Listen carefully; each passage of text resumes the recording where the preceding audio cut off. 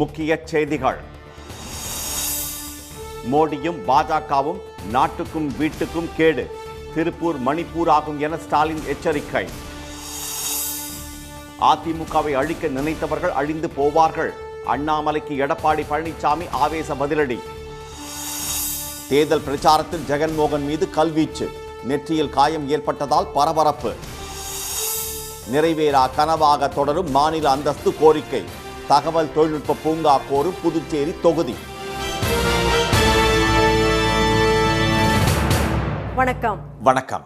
அதிகார திமிரில் அராஜகங்களும் கலவரங்களும் செய்யும் பாஜக திருப்பூரை மணிப்பூர் ஆக்கி விடுவார்கள் என்று கூறியுள்ள முதலமைச்சர் திரு மு க ஸ்டாலின், மோடியும் பாஜகவும் வீட்டுக்கும் நாட்டுக்கும் கேடு என்று எச்சரித்துள்ளார். திருப்பூர் மாவட்டம் அவிநாசியில் நடந்த பிரம்மாண்டமான பரப்புரை கூட்டத்தில் நீலகிரி வேட்பாளர் திரு ஆ ராசா, திருப்பூர் வேட்பாளர் திரு சுப்பராயன் ஆகியோரை ஆதரித்து பேசிய அவர், தமிழ்நாட்டை அன்பு மட்டுமே ஆள முடியும் என்பதை காங்கிரஸ் தலைவர் திரு ராகுல் காந்தி நிரூபித்து விட்டதாக கூறினார். அவரது ஒருநாள் வருகை பிரதமர் திரு மோடியின் மொத்த பிரச்சார பயணத்தையும் காலி செய்து விட்டதாக கூறிய திரு ஸ்டாலின், 10 ஆண்டு கால பாஜக ஆட்சி நாட்டையே ஒட்டுமொத்தமாக சீரழித்து விட்டதாக புகார் கூறினார். அமைதியான இடத்தில்தான் தொழில் வளரும், தொழில் நிறுவனங்களை நடத்த முடியும் என்று கூறிய அவர், பாஜக போன்ற கலவர கட்சிகளை உள்ளே விட்டால் திருப்பூரை மணிப்பூர் ஆக்கி விடுவார்கள் என்றார். திரு மோடியும் பாஜகவும் நாட்டுக்கும் வீட்டுக்கும் கேடு என்றும் அவர் கூறினார். வேலைக்கு ஆட்கள் தேவை என்று போர்டு தொங்கிய மேற்கு மண்டலத்தில் பண மதிப்பிழப்பு, ஜிஎஸ்டி என இரட்டை தாக்குதலால் 7 அறிவிப்பு நோட்டீஸ்கள் ஒட்டப்பட்டு இருப்பதாக கூறிய முதலமைச்சர், இப்படி நாட்டையே பாழ்படுத்திய பாஜகவுடன் கள்ளக்கூட்டணி வைத்துக் கொண்டு எடப்பாடி திரு பழனிசாமி வலம் வருவதாக சாடினார். அவருக்கும் அண்ணாமலைக்கும் இடையேதான் பிரச்சனையே தவிர திரு மோடியையும் பாஜகவையும் எதிர்த்து எடப்பாடி திரு பழனிசாமியால் கட்சியும் நடத்த முடியாது, அரசியலும் நடத்த முடியாது என்று திரு ஸ்டாலின் கூறினார். பழனிசாமிக்கும் தமிழ்நாடு பாஜகவுக்கும் தான் பிரச்சனையே தவிர அவருக்கும் மோடி அமித்ஷாவுக்கும் எந்த பிரச்சனையும் இல்லை. ஏன்னா சசிகலாவிடமிருந்து பன்னீர்செல்வத்தை பிரித்து தர்மயுத்த நாடகம் நடத்த வச்சதே பாஜக தான். இரு துருவங்களாக இருந்த பழனிசாமியும் பன்னீர்செல்வத்தையும் ஒன்று சேர்த்ததும் பாஜக தான். இப்போ இந்த பன்னீர்செல்வத்தையும் தினகரனையும் மிரட்டி தேர்தலில் நிற்க வச்சிருக்கிறதும் பாஜக தான். சசிகலாவை அரசியல் பக்கம் வரக்கூடாதுன்னு தடுத்ததும் பாஜக தான். பழனிசாமியை தனியாக நிற்க வச்சதும் பாஜக தான். இப்படி டிவி சீரியலில் திடீர்னு ஆட்களையும் காட்சிகளையும் மாற்றுற மாதிரி சதி நாடகங்கள் அரங்கேற்றிருக்கு பாஜக தலைமை. இந்த தேர்தலில் நேரடி பாஜகவும் மண்ணைக்கவும் பாஜகவோட தொங்கு சதைகளும் படுதோல்வி அடைவாங்க. தமிழ்நாட்டை வஞ்சித்த பாஜகவையும் தமிழ்நாட்டை பாழ்படுத்திய அதிமுகவையும் ஒரு சேர வீழ்த்துங்கள் என்று வாக்காளர்களை கேட்டுக்கொண்ட முதலமைச்சர், கொடிகாத்த குமரன் பிறந்த ஊர் மக்களாகிய திருப்பூர் மக்களை நாடு காக்க அழைப்பதாக தெரிவித்தார். உங்கள் வாக்கு இந்தியாவையும் நாட்டையும் காக்க வேண்டும் என்றும் நாட்டு மக்களின் எதிர்காலத்தை காக்க வேண்டும் என்றும் திரு ஸ்டாலின் கேட்டுக்கொண்டார். அதிமுகவை அழிக்க நினைத்தவர்கள்தான் அழிந்து போவார்கள் என்று அதிமுக பொதுச் செயலாளர் எடப்பாடி திரு பழனிசாமி தெரிவித்துள்ளார். தமிழ்நாட்டில் மக்களவைத் தேர்தலுக்கு இன்னும் 4 நாட்களே உள்ள நிலையில் அனைத்து கட்சி தலைவர்களும் அனல் பறக்கும் பிரச்சாரத்தில் ஈடுபட்டுள்ளனர். சிதம்பரம் தொகுதியில் அதிமுக வேட்பாளர் சந்திரஹாசனை ஆதரித்து வாக்கு சேகரித்த எடப்பாடி திரு பழனிசாமி தன்னை விமர்சித்து வரும் தமிழக பாஜக தலைவர் திரு அண்ணாமலைக்கு மறைமுகமாக பதிலடி கொடுத்தார். வெயில் காலத்தில் உஷ்ணம் அதிகமாகிவிட்டதால் சிலர் எதையோ பேசி வருவதாக கூறிய அவர், அதிமுகவை சீண்டி பார்த்தால் என்ன ஆகும் என்பதை அதிமுக தொண்டர்கள் காட்டுவார்கள் என்றார். இன்னும் சில பேர் பேசுறாங்க, அதிமுக கட்சி 2024க்கு பிறகு இருக்காதான், வேற எங்க போவோம், அதிமுக எங்க தான் இருக்கா, காணா போகுமா, ஏதாவது வெய்ய காலத்துல உஷ்ணம் அதிகமா ஏறி போச்சாட்டு இருக்குது.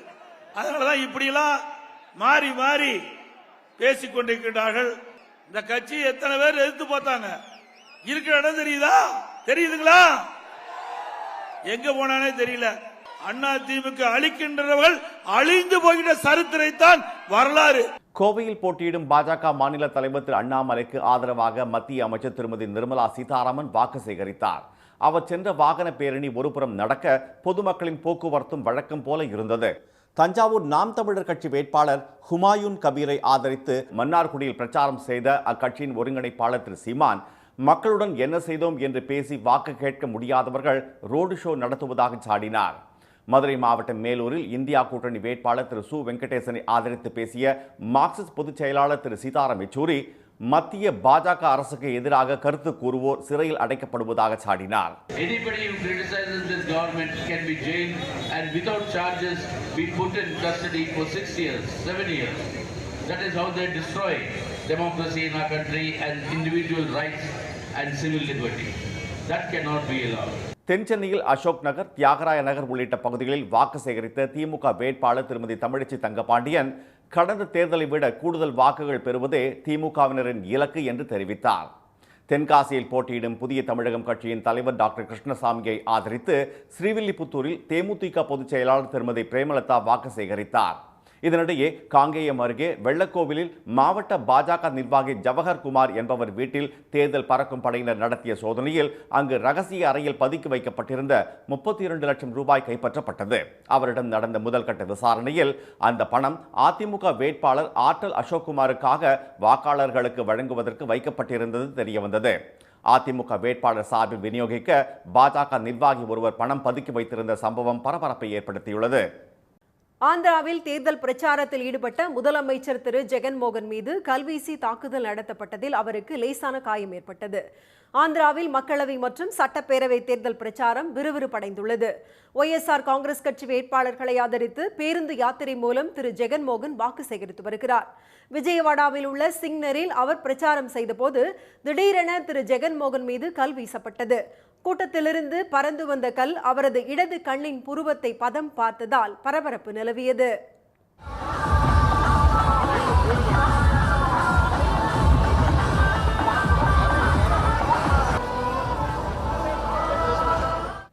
உடனடியாக அங்கிருந்த டாக்டர் அவருக்கு சிகிச்சை அளித்ததை அடுத்து திரு ஜெகன்மோகன் பிரச்சாரத்தை தொடர்ந்தார்.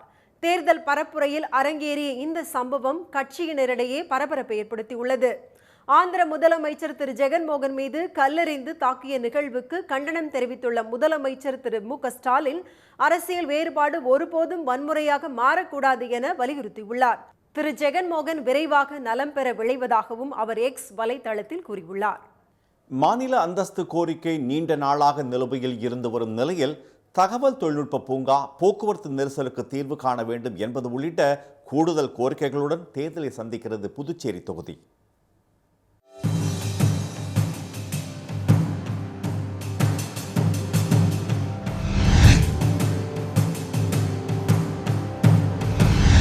பிரெஞ்சு ஆட்சியாளர்களால் ஆட்சி செய்யப்பட்ட புதுச்சேரி தொகுதி டச்சு மற்றும் ஆங்கிலேயர்களின் கட்டுப்பாட்டிலும் சில காலம் இருந்த பகுதியாகும். நாடு சுதந்திரம் பெற்ற போது பிரெஞ்சு அரசின் கட்டுப்பாட்டில் இருந்த புதுச்சேரி 1954ஆம் ஆண்டுதான் இந்தியாவுடன் இணைந்தது. அழகுமிளிரும் ஆரோவில் சர்வதேச நகரம், பாரதியார் நினைவு அருங்காட்சியகம், பிரான்ஸ் போர் நினைவிடம், ரோமானியர் கால வணிகத்தை அகழ்வாய்வில் வெளிப்படுத்திய அரிக்கமேடு, பாரம்பரிய பிரெஞ்சு கட்டடங்கள், மணக்குள விநாயகர் கோயில், சண்டே மார்க்கெட், காந்தி கடற்கரை ஆகியவை தொகுதியின் அடையாளங்கள். நீண்ட காலமாக உள்ள மாநில அந்தஸ்து கோரிக்கையும் மக்கள் தேர்வு செய்த பிரதிநிதிகளை விட துணைநிலை ஆளுநர் அதிக அதிகாரத்துடன் இருப்பதும் புதுச்சேரி அரசியலின் தனி அம்சம். புதுச்சேரிக்கான கடன் தள்ளுபடி என்ற வாக்குறுதி என்ன ஆனது என கேள்வி எழுப்புகிறார்கள் வாக்காளர்கள். புதுச்சேரியில் 10,000 அரசு சார்பு கூட்டுறவு நிறுவன ஊழியர்களுக்கு ஊதியம் சரியாக கிடைக்காமல் இருப்பதும் வேலையில்லா திண்டாட்டம் அதிகரிப்பதும் தீரா தலைவலியாக தொடர்கிறது. முக்கிய பஞ்சாலையான AFT மில் இயக்கப்படாததால் மிகப்பெரிய அளவில் பொருளாதாரம் முடங்கியிருப்பது மக்களை கவலையடைய வைத்துள்ளது. கல்விக்கான மையமாக திகழ்ந்த புதுச்சேரி இன்று போதைப்பொருள் மையமாக சீரழிந்துள்ளதாக கூறும் புதுச்சேரி மக்கள் அதனால் உருவாகும் போக்குவரத்து நெரிசலுக்கு தீர்வு காணப்பட வேண்டும் என எதிர்பார்க்கின்றனர். இளைஞர்களுக்கு வேலை வாய்ப்பை வழங்க தகவல் தொழில்நுட்ப பூங்கா வேண்டும் என்பது அவர்களின் எதிர்பார்ப்பு. காரைக்கால் பகுதி தொடர்ந்து புறக்கணிக்கப்படும் அவலம் நீடிப்பதுடன் அங்கு எந்த திட்டமும் முறையாக நடைமுறைப்படுத்தப்படுவதில்லை என்பது அப்பகுதி மக்களின் குற்றச்சாட்டாக உள்ளது. புதுச்சேரியில் ஆண் வாக்காளர்கள் 4,79,329 பேரும், பெண் வாக்காளர்கள் 5,41,437 பேரும் என மொத்தம் 10,07,179 வாக்காளர்கள் உள்ளனர். இதுவரை நடந்த தேர்தல்களில் 10 முறை காங்கிரஸ் வெற்றி பெற்றுள்ளது. திமுக, அதிமுக, என்ஆர் காங்கிரஸ், பாமக ஆகியவை தலா ஒரு முறை வெற்றியை ருசித்துள்ளன. இந்த தேர்தலில் ஆளும் என்ஆர் காங்கிரஸ் பாஜக கூட்டணி சார்பில் உள்துறை அமைச்சர் திரு நமச்சிவாயமும், திமுக கூட்டணியில் காங்கிரஸ் வேட்பாளராக திரு வைத்தியலிங்கமும் போட்டியிடுகின்றனர். அதிமுக வேட்பாளராக திரு தமிழ்வேந்தன் களமிறங்கியுள்ளார். தங்கள் மீது உண்மையான அக்கறை உள்ள மத்திய அரசு அமைந்தால் மட்டுமே இனி விடிவு காலம் பிறக்கும் என்ற மனநிலைக்கு தள்ளப்பட்டுள்ள புதுச்சேரி வாக்காளர்கள் தீர்க்கமான முடிவுடன் தேர்தல் நாளை எதிர்நோக்கி காத்திருக்கின்றனர். மக்களவைத் தேர்தல் களம் விறுவிறுப்படைந்துள்ள நிலையில் வாக்காளர்களை கவரும் விதமாக வேட்பாளர்கள் பல்வேறு நூதன உத்திகளை கையாண்டு வருகின்றனர். ஆரணி தொகுதி பாமக வேட்பாளர் திரு கணேஷ்குமார் தென்வணக்கம்பாடி கிராமத்தில் கோணியில் நெல்லை கொட்டி வாக்கு சேகரித்து வாக்காளர்களை கவர்ந்தார்.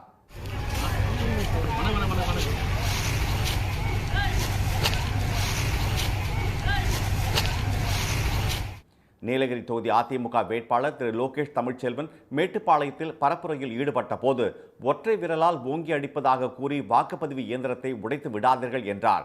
எடப்பாடி திரு பழனிசாமியின் முழக்கத்தையே அவர் கிண்டல் செய்து பேசியது அதிமுகவினரிடையே சலசலப்பை ஏற்படுத்தியது. விருதுநகர் தேமுதிக வேட்பாளர் விஜய பிரபாகரனுக்கு வாக்கு சேகரித்த அவரது சகோதரர் சண்முக பாண்டியன் வேட்பாளருக்கு இந்தியும் ஆங்கிலமும் தெரியும் என்று கூறி ரசிக்க வைத்தார். அன்பும் பாசமும் காமிச்சிங்கன்னா நம்மளோட குரலாக டெல்லியில போய் பேசுறதுக்கு ஒரு ஆள் நம்மளுக்கு தேவை. அது எங்க அண்ணன் போய் பேசுவாப்ல. அவர் படிச்சவர், இங்கிலீஷ் தெரியும், ஹிந்தி தெரியும். காஞ்சிபுரம் தொகுதி அதிமுக வேட்பாளர் திரு ராஜசேகர் காரணை பகுதியில் வியாபாரிக்கு நுங்கு சீவி கொடுத்து வாக்களிக்குமாறு கேட்டுக்கொண்டார். பொள்ளாச்சி தொகுதி திமுக வேட்பாளர் திரு ஈஸ்வரசாமி கவுண்டனூர், மருள்பட்டி பகுதிகளில் ரேக்லா வண்டி ஓட்டி தீவிர வாக்கு சேகரிப்பில் ஈடுபட்டார். இதனிடையே நெல்லையில் வாக்காளர்களை நூதனமான முறையில் பாஜக ஏமாற்றுவதாக திமுக சார்பில் தேர்தல் அதிகாரிகளிடம் புகார் தெரிவிக்கப்பட்டுள்ளது.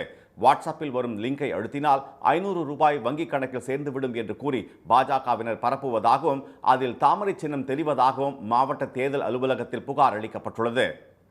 கோடையிலிருந்து தப்பிக்க கொடைக்கானலுக்கு சுற்றுலா பயணிகள் அதிக அளவில் படையெடுப்பதால் அங்கு தங்குவதற்கு இடமின்றி ஏராளமானோர் சாலையோரங்களில் காத்திருக்கும் நிலை ஏற்பட்டுள்ளது. மலைகளின் இளவரசியாம் கொடைக்கானலில் கோடை சீசன் களை கட்ட தொடங்கியுள்ளது. சுட்டெரிக்கும் வெயிலிலிருந்து விடுபட வெளியூர்களிலிருந்து ஏராளமானோர் அங்கு குவிந்து வருகின்றனர். ரம்ஜான் பண்டிகையுடன் இணைந்து தொடர் விடுமுறை வந்ததால் பிரையன் பூங்கா, குணா குகை, பைன் மரக்காடுகள் உள்ளிட்ட இடங்களில் கூட்டம் அலைமோதியது. ஒரே நேரத்தில் ஏராளமானோர் குவிந்ததால் கொடைக்கானல் நகரின் முக்கிய சாலைகளில் கடுமையான போக்குவரத்து நெரிசல் ஏற்பட்டது. ஹோட்டல்கள் மற்றும் விடுதிகள் நிரம்பி வழிவதால் பலர் தங்க இடமின்றி சாலைகளில் காத்திருக்கின்றனர். சம்மர் ஹாலிடேஸ் அப்படிங்கிறதுனால நிறைய கூட்டமாக இருக்குது. இதை கவர்மெண்ட் கொஞ்சம் ஸ்டெப் எடுத்து கிளியர் பண்ணி கொடுக்கணுமா கேட்குறோம். ஏன்னா நாங்களே நேற்று 3 hours 4 hours வெயிட் பண்ணிட்டு தான் ரூம்க்கே போனோம். நல்ல கிளைமேட்டு, குணா குகை, பில்லர் ராக்கு எல்லாம் சுற்றி பார்த்துட்டோம். டிராஃபிக் ஒன்று தான் இங்கே பிரச்சனையாக இருக்குது. பெருமாள் மலையிலேருந்து பார்த்தீங்கன்னா சரியான டிராஃபிக்கு. ஒவ்வொரு இடத்துக்கும் போகவே முடியல, இன்ச்சு பை இன்ச்சு வரோம். ஒரு இடத்துக்கு போகணுனாலே 2 மணி நேரம் ஆகுது. அதிகமானோர் படையெடுப்பால் விடுதிகளில் கட்டண கொள்ளை நடப்பதாகவும் சுற்றுலா பயணிகள் புகார் கூறினர். கோடை சீசனை ஒட்டி உரிய அடிப்படை வசதிகளை மாவட்ட நிர்வாகம் செய்து தர வேண்டும் என்றும் அவர்கள் கோரிக்கை விடுத்தனர். இதேபோல் உதகை, கோத்தகிரி, குன்னூர், கூடலூர் உள்ளிட்ட பகுதிகளுக்கும் சுற்றுலா பயணிகள் வருகை அதிகரித்துள்ளது.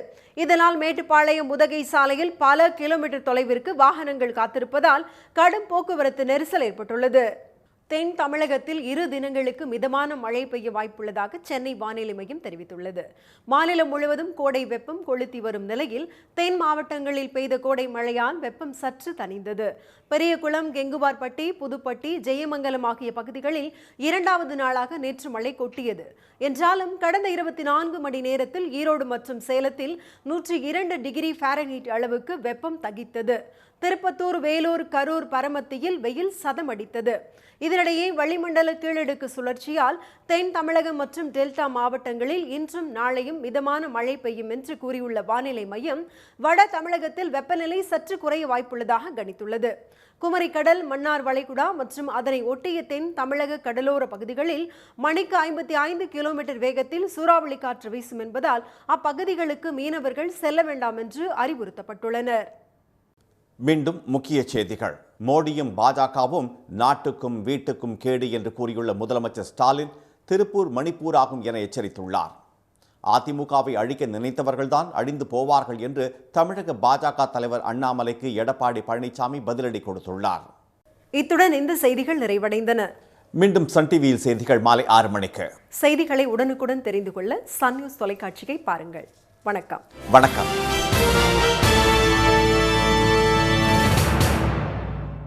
உடனுக்குடன் செய்திகளை தெரிந்து கொள்ள சன் நியூஸ் பெல் ஐகானை கிளிக் பண்ணுங்க.